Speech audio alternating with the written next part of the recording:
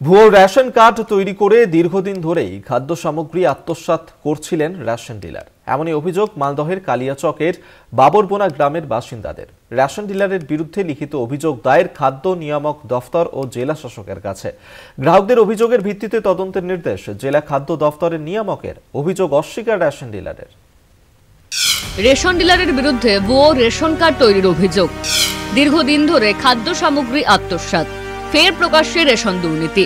Ration ডিলারের বিরুদ্ধে ভুয়ো ration card তৈরি করে খাদ্য সামগ্রী আত্মসাতের অভিযোগ মালদহের বাবরবোনা গ্রামের বাসিন্দাদের। ডিলারের বিরুদ্ধে গ্রাহকদের অভিযোগ, পরিবার পিছু কোথাও 2টি বা 4টি ভুয়ো রেশন কার্ড তৈরি করে খাদ্য সামগ্রী আত্মসাৎ করছেন রেশন ডিলার। আমার টোটাল কার্ড হচ্ছে 7টা, ছেলের 2টো, 9টা।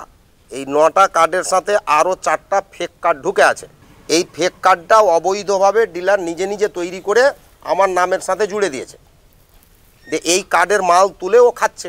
এখানকার যে রেশন ডিলার, ওনার আন্ডারে প্রায় 4000-এর মতন ফেক রেশন কার্ড আছে, যেটা অনেক দিন যাবৎ রেশন সামগ্রী তুলছে। আমার পরিবারে আমরা 3 জন মানুষ, আমার পরিবারে 5 জন করা হয়েছে, 2 জন এক্সট্রা। আমার কোনো মেয়ে নেই, অথচ আমার রেশন কার্ডে দেখা যাচ্ছে আমার লিস্টে আমার একটা মেয়ে আছে। এটা দুর্নীতি। সমস্ত অভিযোগ অস্বীকার করেছেন রেশন ডিলার। রেশন ডিলারের বক্তব্য, রেশনের খাদ্য সামগ্রী বন্টনের ক্ষেত্রে সরকারের যা নিয়ম রয়েছে সেই নিয়ম অনুযায়ী গ্রাহকদের খাদ্য সামগ্রী গ্রাহকদের মধ্যে বন্টন করা হয়। আমাদের বিরুদ্ধে যে অভিযোগ উঠছে সেটা ভিত্তিহীন এবং মিথ্যা।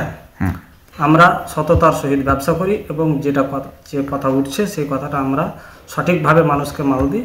সরকারি নির্দেশ অনুযায়ী যা অর্ডার, সেই অর্ডার অনুযায়ী আমরা মাল দিয়ে থাকি।